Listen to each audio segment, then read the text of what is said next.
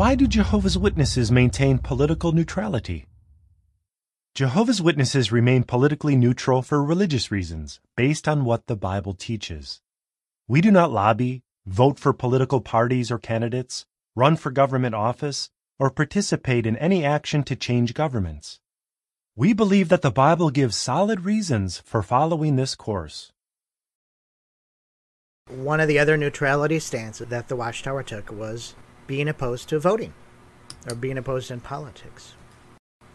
Now, in the March 15th, 1908 Watchtower, in an article called The Progress of Total Abstinence, it basically has the position that voting was a conscience matter. Things changed several times over Watchtower history. There's the subheading here, a question: should we vote? Should the Lord's people vote? Would it be wrong, or would it be duty? And conscience may have to do with this question on either side. And conscience never should be violated. It may be educated, however. Nay, it's our duty to educate our conscience, and God's word is its best instructor. So again, it's a conscience matter if you want to do it or not. The last book he wrote in the Studies in the Scripture series, the volume 6, The New Creation, says the same thing. It's a conscience matter. And P.S.L. Johnson, in one of those splinter group movements, in his magazine, 1929, he's talking about Rutherford's opposition to government and being opposed to voting. He alleges it implies supporting Satan's organization. This is Rutherford's position in 1929. This is the June 1st, 1929 Present Truth magazine of Johnson. And again, Johnson argues against Rutherford's point and basically says again, voting is a conscience matter. If you want to do it, do it. If you don't want to do it, don't do it. It's up to you. You know, study the scriptures, figure it out yourself. Why do you think Rutherford took this harder position? That's a good question. That's a very good question in this. And when you go back at Rutherford-type personality, absolute control is king. They don't want you to do anything without their knowledge or permission or order to do it. I would lean, and this again is my opinion, I would lean toward more of a control factor over anything else. Because the society has gotten involved in political situations, as we will discuss, you know, in the future. But, so you can't say you can't vote. Well, wait, you're part of this? You know, I think it was more of a control aspect of it. What do you think? As you look at the 1920s and early 1930s, everything Rutherford did was to gain more control, and more control over his followers, and give them less liberty and less of using their own God-given conscience and their own scripture study driven conscience to make their own decisions. And at a certain point, if it just happens gradually, it becomes natural. It becomes almost a safety net. I don't have to make the decisions because it's made for me. I don't have to question anything because I'm being told what to think. I don't have to research. Yeah, I don't have to research because it has been researched for me by an organization that claims they were chosen in the first place. So, yeah, control, a lot of it. It all has to do with the factor in here. And we can see, especially in that sheep and goats discussion that we had, how little by little that authority kept getting consolidated down until just a few people had control and no one else has that liberty to say, hey, well, you know, remember that subject on the locust, it doesn't fit in the context. Well, a year ago you couldn't say that, but after they came out with a Watchtower article a few months ago, now it's okay to say it because the Watchtower said it. But if the Watchtower doesn't say it, you can't question it. You're running ahead of Jehovah's organization, or Jehovah's chariot, as they say. And let's not forget this either. Back then, our government in the United States was producing propaganda literature or anti-propaganda literature of things that communist and socialistic countries were doing. Don't think somebody like Rutherford could have learned from them, hey, like Stalin and all them say, take it little by little before they realize they're even under socialism or communism. You take the right slowly, like they said, you get used to it, and before you know it, it becomes normal, and that's what they think normal is. So, you know, cult leaders, criminals, even politicians and good people, preachers, learn from what others have done, good or evil, in the past, is a basis of what successfully works. So we don't know why or how Rutherford would never print. Maybe that's where he got some of the ideas from. But, you know, you follow it, it seems likely, I could say. And as I said several times, prison changes a man. Mm-hmm. The Rutherford that was before prison and the Rutherford that came out of prison were two different Rutherfords. And his anger and bitterness, resentment that he had towards the government extended to all governments, right? And his attempts at compromise also became an issue. So this question from readers in 1990 asks, how did Jehovah's Witnesses view voting? Now, before you elaborate on that, one, their whole idea of whether you should vote or not was already established. So why are they putting that in print as a question from a reader? Wouldn't their readers already know what they were told? And with that said, they could be directed to their local elder or whoever for guidance. And two, a question like that would more likely have gone to an elder. Hey, are we allowed to vote? What's the stand? And they would have directed them. I find it odd that that particular subject made it to questions from readers as late as 2000. In this earlier Watchtower from the 50s, 60s, it says, where Caesar makes it compulsory for citizens to vote after they have registered, and when election day comes, they can go to the polls, enter the voting booths. It's here they're called on to mark the ballot or write in what they stand for. The voters do what they will with their ballots. So here in the presence of God is where his witnesses must act in harmony with the commandments and in accordance with their faith. So again, he's saying, again, they're taking this, it's a conscience matter. If you got to do it, it's a conscience matter. Right? That's and only it's a conscience matter after it becomes compulsory. Yeah. So, because that was the stance they had taken in the 30s, but there's still question about it. Well, now it's compulsory in some countries, so what do you do? Well, now it's a conscience matter. That's what you have in this 2000. Is it really a marked year? Questions from readers. What's Jehovah's Witnesses' view on voting? Well, it's a conscience matter, right? But when you get to the pay attention to yourselves and to all the flock, then it's... What year was that? Did that come out? That's 1991, 1 year later. Not even a year later, right? Because this other article is late in the year 2000. Literally months later, right? So it says Jehovah's Witnesses maintain neutrality with regard to the political and military affairs of the nations. So now voting's not a conscience matter. And so what do? Elders should talk to one known to be contemplating taking such a course, since he may be doing so in ignorance. So now it's not a conscience matter, and the elders need to do something about it. And that's one of those elders' manuals, right? And it was changing so quickly, how could you keep up with it? So maybe the question from readers was real, because they asked one elder, got one answer, asked another elder, got a different answer, who read the article from some other point in time and thought that was current light. And now they're all confused. It depends on which way the wind blows, I would say. Whether or not the governing body believes voting is a conscience matter or not. And that depends if you're going to be disfellowshipped or not. If they say it's a conscience matter, you wouldn't be disfellowshipped. If it's not a conscience matter, then you can have that disagreement. But there's very little that are conscience matters in current Watchtower theology. We follow the example of Jesus, who refused to accept political office. He taught his disciples to be no part of the world and made it clear that they should not take sides in political issues. William Abbott had a little paper in St. Paul, Minnesota, called the St. Paul Enterprise. Abbott was an editor of this paper. It was his local newspaper.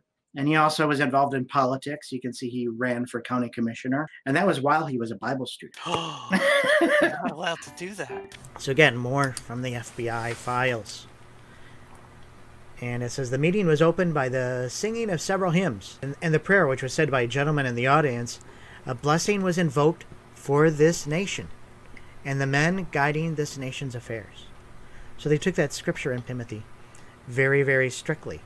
Pray for those in charge. Pray for those in the government. Pray for the king.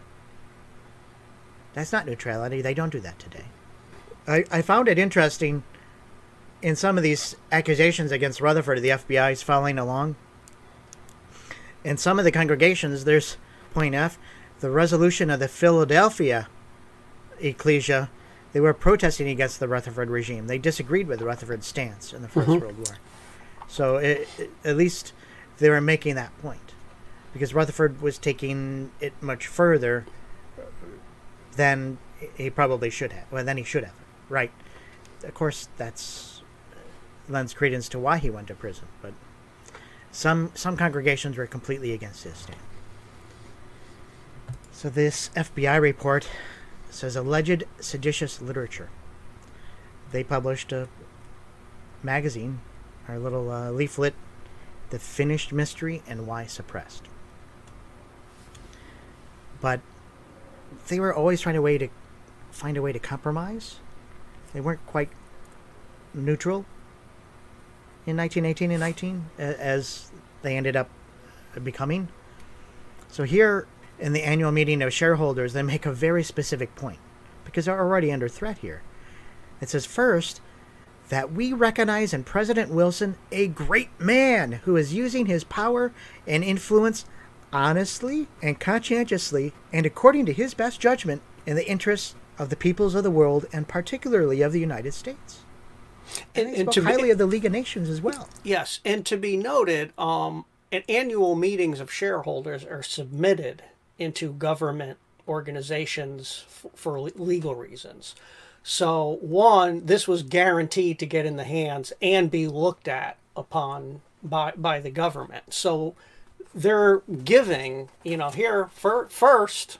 Yeah, look, we said nice things about the president. Yeah, but so, which, I give them credit, for at least thinking to do that, whether they meant it or not. Based on a lot of the other literature, it doesn't seem like they really meant it. But this is one of those resolutions the Watchtower doesn't use. They pick and choose which ones they want to use. They didn't pick this one because there's no neutrality there, I think. Mm-hmm. Right? What is he doing? Well, he's got to say nice things about the president. What did he do in World War II? Hitler, we believe in what you're doing. We take a stand for your principles, and we believe Jehovah will help you accomplish those principles. He made the same exact stand, that compromise stand, in World War II to Hitler himself. If you could pick one you had to compromise or be neutral with, I think I would have picked Wilson over Hitler. My question is, why didn't he learn his mistake from the First World War? If you made a compromise, it didn't work then, why is your compromise going to work here? Well, he chose the other side the second time, so at least he learned that. I don't know. It's a tough. This is a tough science and psychology to decipher, Jeff. It just really is. And that's another discussion for a future time, of course. One we're working on. Rutherford, in the early part of the war, was urging Watchtower members not to purchase Liberty bonds or buy war bonds, because that would have been supporting the war effort. And many of the Bible students were being persecuted for not buying war bonds. We already talked about W.A. Baker earlier on in this discussion. But here's another one in the Emporia Gazette, Emporia, Kansas, July 1st, 1918. They're showing some of the persecution that some of these individuals are going through for not buying war bonds, just because Rutherford told them, right? Now let's differentiate here. At that point there wasn't really big splinter groups.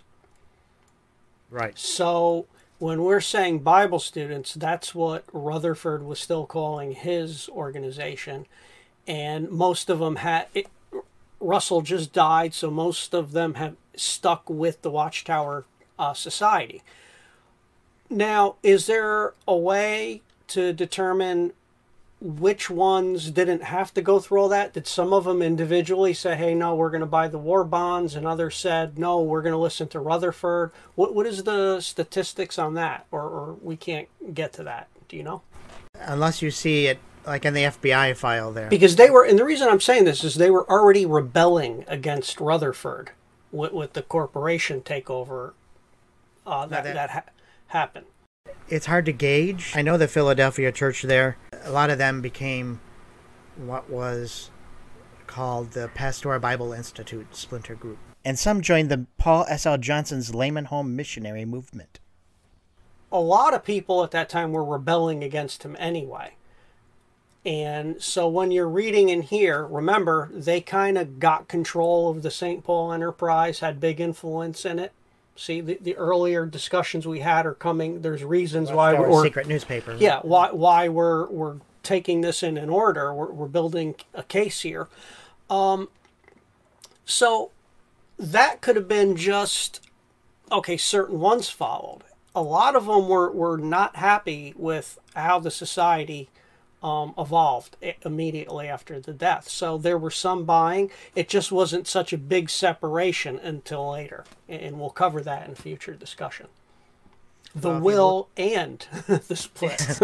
Well, look at what the Enterprise reports. Remember, they're doing this independent of Watchtower, really, kind of, sort of. Mm-hmm. I like this one here because that famous talk, the world has ended, millions now living will never die. He says, applause for President Wilson. I am not in the slightest bit in sympathy with a class of men or any men who indulge in speech and criticism of our public officials. Really? That's an interesting statement from Rutherford right there. Mm-hmm. I recognize that the government officials of America have a great load to carry, and they are doing the best they can. I recognize that it is the duty of every honest man, instead of criticizing, to do what he can conscientiously to help. That's an interesting position. Amongst all the rulers of the earth, the wisest of them all, in my opinion, the man who holds the highest ideals, the one who is striving to do the greatest amount of good for all mankind, is Woodrow Wilson, the President of the United States. And then there was applause. Now, fast forward 1939. Mm-hmm.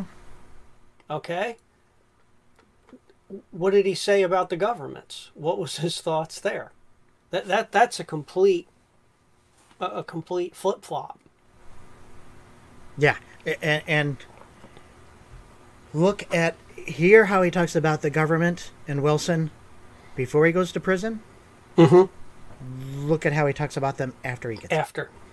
Right, so it's a definite shift. That Rutherford who went into prison is not the same one who came out. I know this isn't a Rutherford discussion, but it really does seem like really going to prison, that point did change him. How he wrote, how he behaved. It's just a night and day overnight.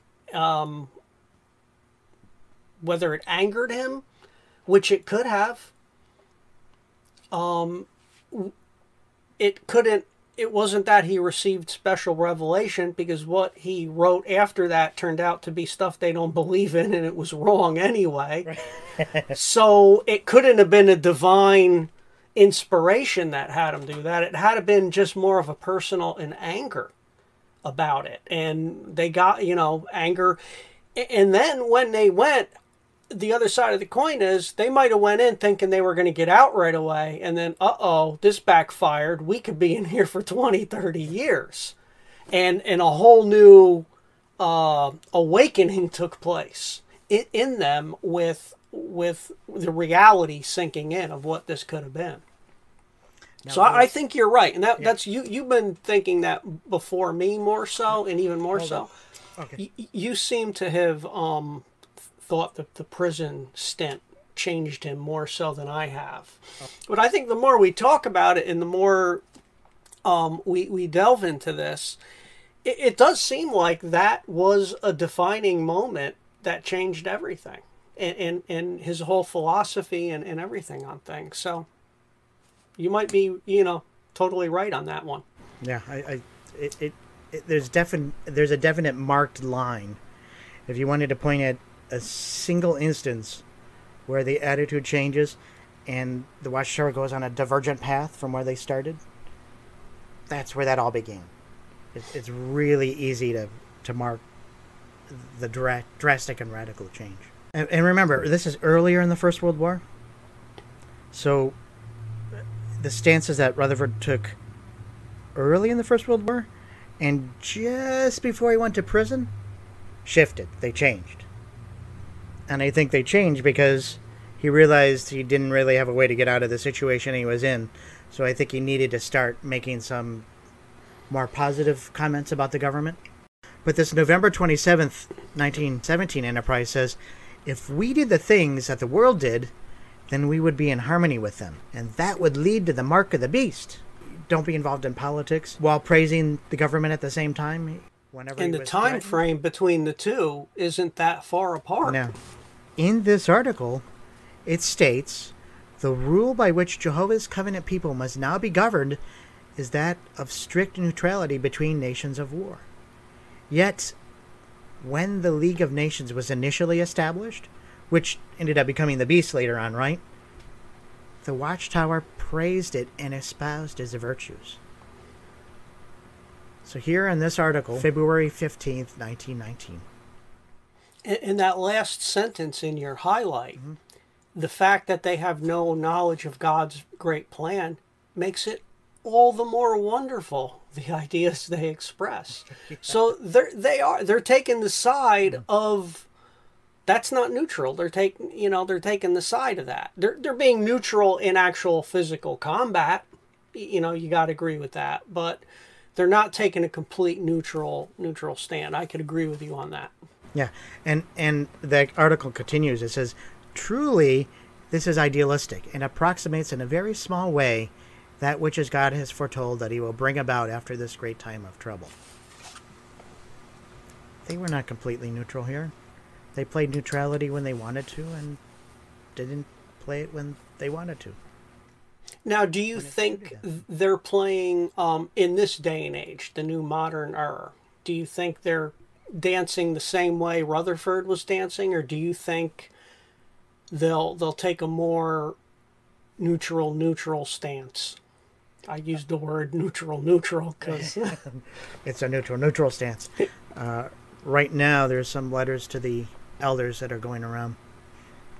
They're prepping up to send out this Watchtower to all to all the government leaders of the world, and they want to make very, very clear their neutral stance. They're pushing that again, and also this article and this particular issue says, by the way, all the governments of the world are going to be destroyed, and only Jehovah's Witnesses are going to be left. So if you're looking for persecution, and persecution is something that proves your Jehovah's organization, that's a good way to bring it about, because some of the nations are not going to be very pleased with that. And time will tell if another World War III were to break out, whether that they would apply that what they're doing this year, 5 years from now, 10 years from now. Now it goes back, going back to Malawi again. That was quite, in my opinion, I used to go over this with family members of mine. And we're going to have a discussion about this one because a lot of people don't know what happened with that and where that all went. But a lot of that just could have been avoided. So many people were persecuted and lost their lives over something that a few men decided was, oh, you can't do that. Well, wait, in 1950 you could. 1991 you can't. This year you can.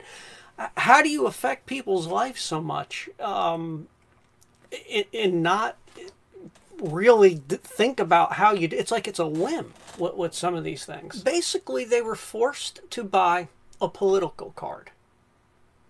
And I remember talking with my grandmother, and her thing is, well, you had to buy it. And I said, well, because my thing is, well, doesn't take out, and anybody listening to this right now, if you're a male or go to a male and get their selective service card.